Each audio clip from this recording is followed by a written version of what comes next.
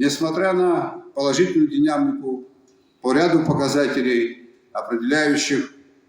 социально-экономическое положение Абхазии, остаются нерешенными задачи и проблемы, сдерживающие ее развитие.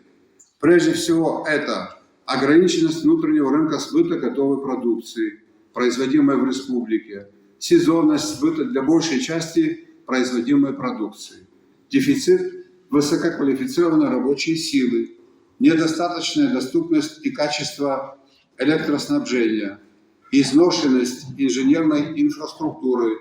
имеется в виду водоснабжение, водоотведение, канализация, отсутствие современных правовых механизмов оборота земли и недвижимости, отсутствие эффективного централизованного кадастрового учета земли и недвижимости,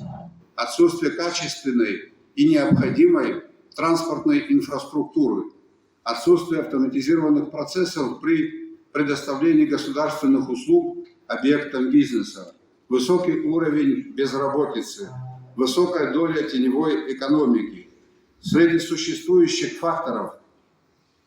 сдерживания низкий уровень развития банковской системы,